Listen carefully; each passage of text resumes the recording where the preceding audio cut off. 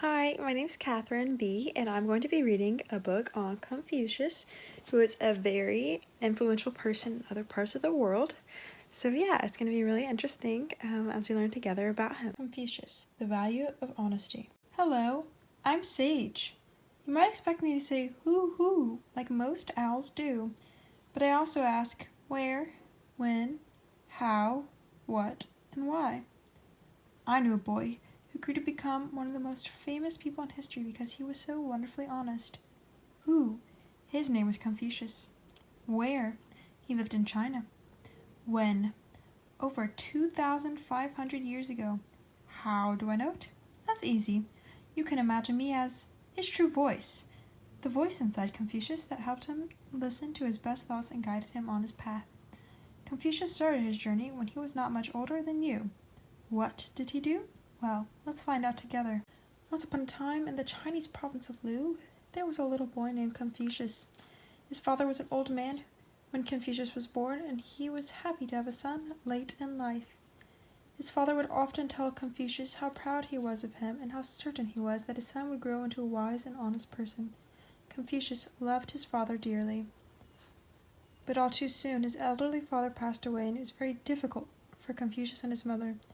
Confucius was sad, but he was determined to become the man his father hoped he would be, the person he himself wanted to become, a wise and honest man. This is where I, Sage, come in. Of course, Confucius couldn't really see me, but I'm a fun way to imagine him listening to that good voice inside him, his true voice.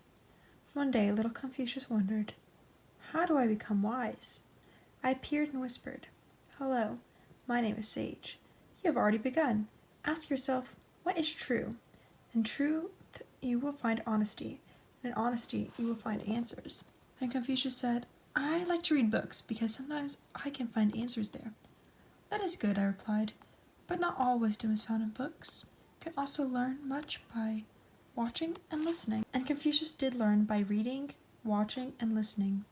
When the time came, Confucius got his first job tending cattle. How do I do it, Sage? I've never done that before. Ask yourself, what is true? I whispered. Said Confucius.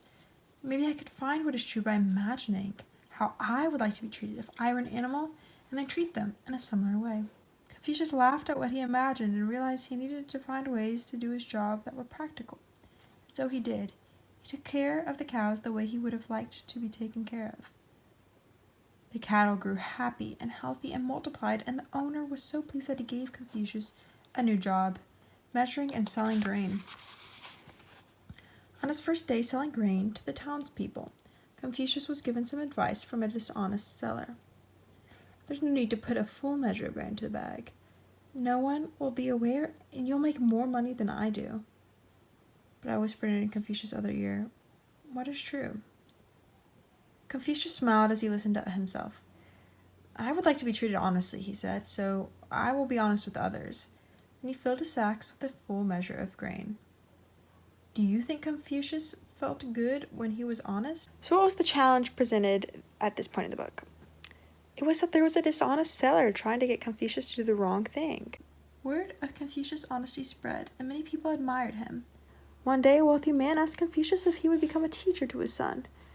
Confucius said that he would be willing to teach all who were interested in learning, but that he would only charge those whose father had the money to pay, while other children would be able to attend his school for free. Confucius never shouted or scolded his students, but when they misbehaved, he would send them away. I will not force anyone to listen to me, he often said. Do you think it is good to listen? Confucius' fame as a great teacher spread, and he would often travel to give his lessons. In those days, people traveled by foot, so Confucius would walk far and wide spreading his teachings. Confucius gathered many followers, read in many libraries, and even studied music. He learned to play an instrument and how to sing more than 300 songs. Once on his travels, though, something terrible happened. Confucius came to a city where he was mistaken for a man who looked a little like him, but who was an evil bandit who had robbed the people before. The people of the city captured Confucius and threw him in a dark and dirty prison. You are an honest man, Confucius, and surely they will release you, I said to him. Confucius smiled as he listened to himself. He trusted that his honesty would set him free. And it did. Confucius' reputation for honesty had spread so far that people came from all over to speak for him.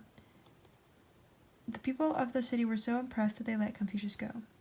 "For being honest," I said to Confucius, "others have gone out of their way to speak the truth about you." Confucius' reputation grew so large that he was called back to his home province of Lu and made governor. There he put his teachings into practice by dealing with everyone honestly. Because the government dealt with them honestly, people of Lu became more honest with each other, and Lu became a happier place to live. But listening to his true voice, Confucius not only made himself happier, but everyone around him became happier too. Are you happier when you're honest and when people are honest with you? Even when he was very old, Confucius continued to teach. He would do it by asking his followers questions. The words integrity and honesty both mean telling the truth, he would say. "Can anyone tell me which of them must always come first?"